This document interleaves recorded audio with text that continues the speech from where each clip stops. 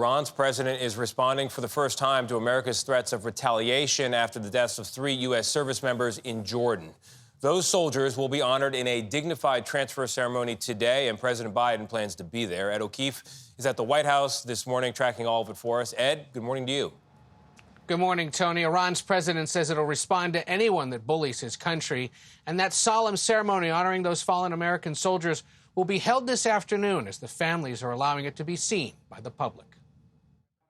Speaking Thursday at the National Prayer Breakfast, President Biden paid tribute to the 3 soldiers killed in the Jordan attack, Sergeants William Rivers, Kennedy Sanders, and Breonna Moffett. They risked it all, and we'll never forget the sacrifices and service to our country, that the dozens of service members who were wounded and are recovering now.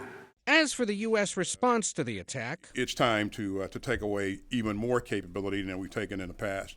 U.S. officials tell CBS News that targets in Iraq and Syria have been approved, including against Iranian personnel and facilities in those countries. And Iran's President Ebrahim Raisi responded today, saying Iran won't start a war, but will respond strongly to anyone who bullies it. Defense Secretary Lloyd Austin says this time will be different from the retaliatory strikes launched in response to other recent attacks. They have a lot of capability. I have a lot more.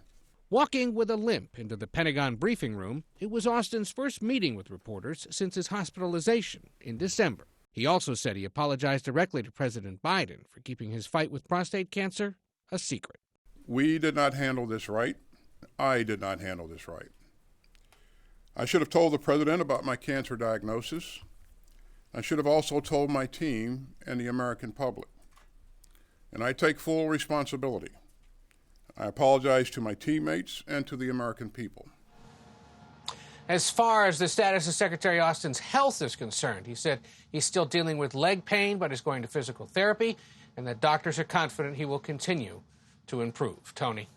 You know, Ed, in other news tied to the region, President Biden issued this executive order yesterday sanctioning 4 Israelis. These are settlers, people who are living inside the lines of what could be a future Palestinian state, seen as an obstacle to peace. What's it all about?